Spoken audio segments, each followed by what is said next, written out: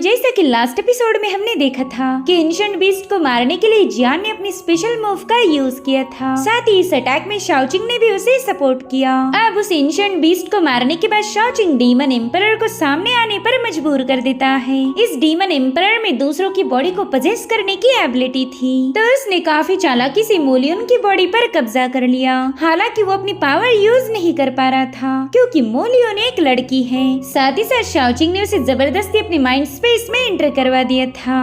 अब आगे तो इस एपिसोड की शुरुआत में हमें शाओचिंग के माइंड स्पेस का सीन दिखाया गया, जहाँ पर वो डीमन पहुंच चुका है। उस डिस्ट्रॉय हुई माइंड स्पेस को देखकर कहने लगा कि पता नहीं इस बंदे ने किया क्या है। इसकी माइंड स्पेस तो पूरी तरह से जंग का मैदान बन चुकी, जिस पर शाओचिंग कह रहा था कि फाइट करने के लिए बैटलफील्ड से अच्छी जगह कोई और हो ही नहीं सकती।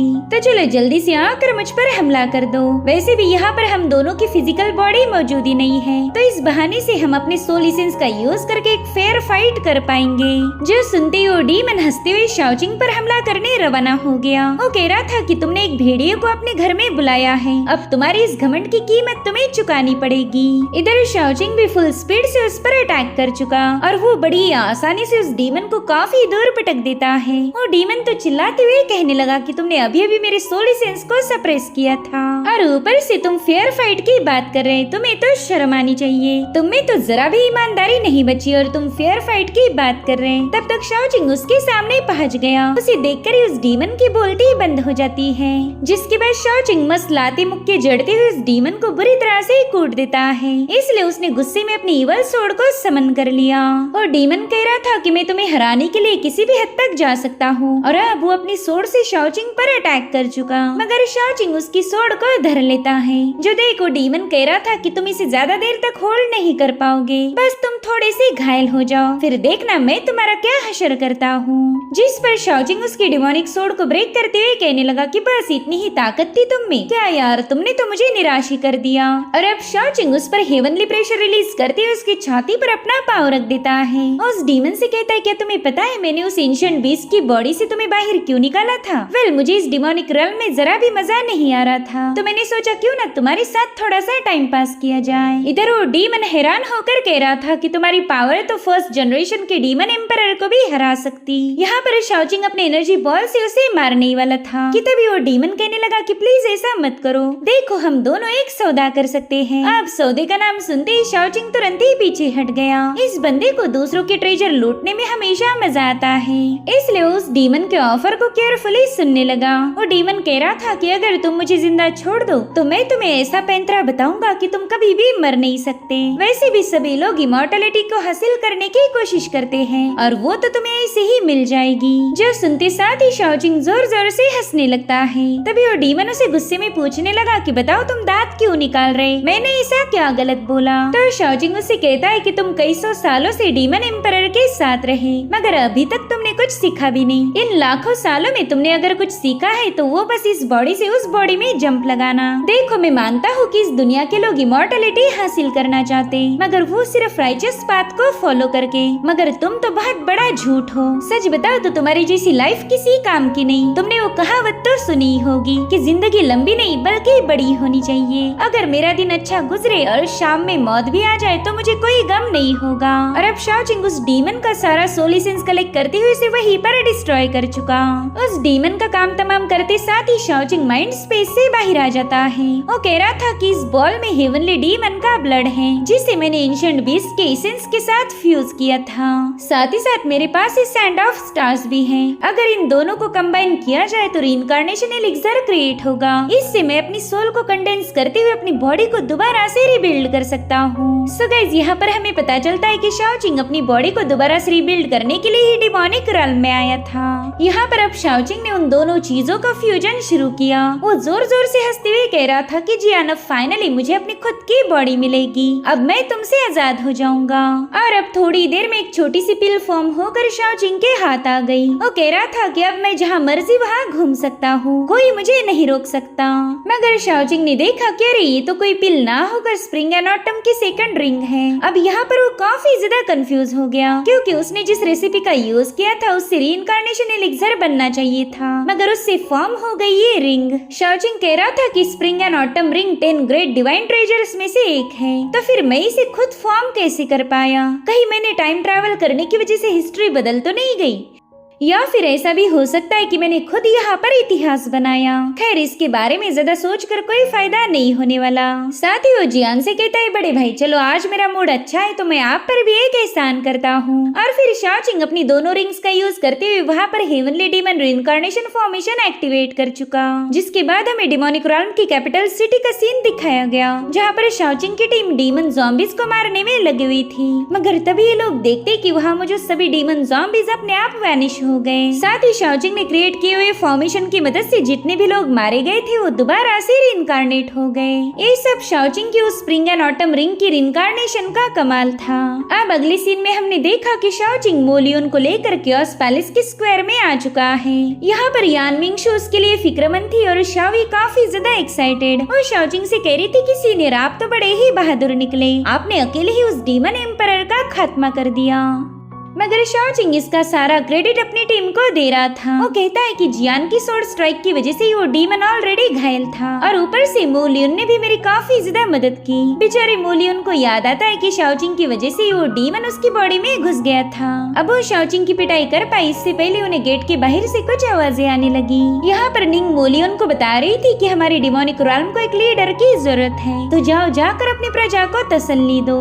इसलिए मोलियन पैलेस का डोर ओपन करके सबके सामने अनाउंस करने लगा कि पुराना डीमन एम्परर ब्लड लाइन की हायरार्की का यूज करके हमारी दुनिया में कैओस मचा रहा था, मगर अब मेरे दोस्तों ने मिलकर उसे खत्म कर दिया। आज के बाद हमारी डिमोनिक रॉल्म में ब्लड लाइन का कोई डिफरेंस नहीं होगा, सभी लोग डिमोनिक आर्ट को प्रैक्टिस कर पाएंगे। मैं चाहता हूँ कि तुम सभी लोग स्ट्रॉन्ग बनो और हमेशा एक दूसरे की मदद करो, गलती से भी किसी और को हर्ट मत करना। जो सुनते हो सभी लोग मोलियन के सामने अपनी रिस्पेक्ट पेश करते हैं। इन सभी ने मोलियन को अपना नया लीडर एक्सेप्ट कर लिया था।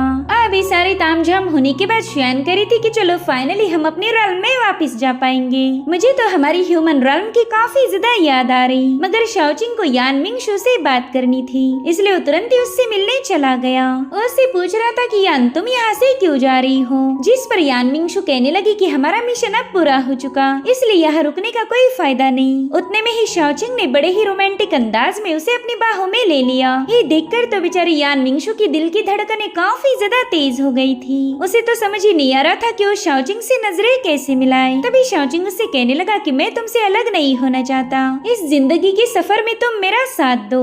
यहाँ पर शाओचिंग को अपने पास लाइफ की बातें याद आने लगी, जब यान मिंगशु ने उसे बचाने के लिए खुद को सैक्रिफाइस किया था, और इसी वजह से शाओचिंग यान को बचाना चाहता, उसे अपने साथ रखना चाहता है। यहाँ पर यान मिंगशु तो उसका रवैया देखकर शर्म के मारे ब्लश करने लगी। वो कह रही थी कि शाओचिंग शायद तुम मेरे साथ मजाक कर रहे हो। तब तक मोलियन भी वहाँ पर आ जाता है। वो जानबूझकर शाओचिंग पर गुस्सा दिखाते हुए कहने लगा कि शाओचिंग तुमने मेरी बंदी को छूने की हिम्मत कैसे दिखाई। जो सुनते साथ ही यान मिंगशु तुरंत ही शाओचिंग को डिफेंड करने लगी। वो कह रही थी ना वो तो बस मुझे गुड बाय बोल रहा था। इससे हमें पता लग गया कि यान मिंगशु भी शाओचिंग को पसंद करती है। साथ ही शाओचिंग भी यान को खुद से दूर नहीं रखना चाहता था। तो मोलियन से कहने लगा कि वैसे भी डिमोनिक रॉल्म काफी हद तक बर्बाद हो चुकी, यहाँ पर तो अब कोई स्पेशल रिसोर्सेज भी नहीं बचे, तो क्यों ना तुम सभी लोग मेरे साथ ह्यूमन रॉल्म चलो। यहाँ पर शाओचिंग ने बहुत बड़ा फैसला लिया था, और वो भी बस यान मिंगशु को अपने साथ रखने के लिए। अब ये सीन यहीं पर कट होकर हम बीस्ट के एक स्केलेटन को देख पाते हैं, जिसके आंखों से रेड ऑरा रिलीज हो रही थी, यानी कि उस डीमन का किस्सा अभी तक खत्म नहीं हुआ था। अब हमें सीधे 1 महीने बाद की कहानी दिखाई गई, जहाँ पर मास्टर युआन से मिलने के लिए बाकी के पिक के मास्टर्स आ चुके थे। वो मास्टर युआन से कहने लगे कि 100 सेक्ट टूर्नामेंट जल्दी होने वाली है, लेकिन आपके डिसाइपल जियान के बिना तो हमारा सेक्ट इस मुकाबले में जीत हासिल ही नहीं कर सकता, और पूरे 1 महीने से आपके दोनों डिसाइपल का कोई ठिकाना नहीं। ऐसे तो हमारे लिंगशाओ सेक्ट की इज्जत मिट्टी में में मिल जाएगी। तभी एक दूसरा पिक मास्टर कहने लगा कि इस टूर्नामेंट को जीतने वाले सेक्ट को ढेर सारा ट्रेजर रिवॉर्ड के तौर पर दिया जाएगा, तो हमने ये मौका हाथ से गंवाना नहीं चाहिए। प्लीज जियान को जल्दी से बुला लीजिए। हालांकि मास्टर युआन जानते थे कि ये लोग जियान को मारने की प्लानिंग बना रहे, इसलिए वो दिल ही दिल में कहने लगे कि शाओचिंग, अगर तुम में एक कौड़ी की भी अकल होगी तो तुम यहाँ पर नहीं आओगे। मैं चाहता हूँ कि तुम इस टूर्नामेंट से दूर रहो। जिसके बाद हमें ट्विन मून पवेलियन के ऑक्शन का सीन दिखाया गया, जहाँ पर शाओचिंग सोल एसेंस को रिस्टोर करने के लिए काफी सारी पिल खरीद रहा था। चाहे फिर वो महंगी मिले या सस्ती, उसने परचेस करना बंद नहीं किया। इधर शुआन उससे कहती कि अब बहुत हो गया, तुमने मेरे ढेर सारे पैसे खर्च करवा दिए। मगर वो जानती थी कि शाओचिंग पर गुस्सा करने से कोई फायदा नहीं होने वाला, इसलिए वो फटाफट से उसके सामने हाथ जोड़कर रिक्वेस्ट करने लगी कि मेरे बाप प्लीज रुक जाना। इधर एक यंग मास्टर भी वो पिल खरीदने के लिए काफी बड़ी बोली लगा चुका, मगर शाओचिंग ने तो उससे भी बड़ी कीमत अनाउंस कर दी। जो देख ऑक्शन हॉल की सभी लोग मिलकर उस पर अटैक करने के लिए रवाना हो गए, लेकिन जैसे ही शाओचिंग ने अपनी एनर्जी रिलीज की, उस पूरी जगह का नक्शा ही बदल गया था। शाओचिंग उस यंग मास्टर से कह रहा था कि इतनी सी पावर के साथ तुम कभी भी वो कॉन्टेस्ट जीत नहीं सकते। जो सुनते साथ ही वो बंदा उस पर पंच हिट करने चला गया, मगर शाओचिंग बड़े ही स्टाइल के साथ उसके पंच को रोक लेता है और फिर उसने उस बंदे के कान के नीचे बजाना शुरू कर दी, जिससे तो उस बंदे का मुंह ही पूरा लाल हो गया था। साथ ही शाओचिंग शुआन से कहता है कि तुम अपने स्पिरिचुअल स्टोन्स के लिए रो रही थी ना, तो जाओ जाकर इन लोगों की सारे स्पिरिचुअल स्टोन छीन लो, इससे मैंने तुम्हारा जो भी नुकसान किया था उसकी भरपाई हो जाएगी।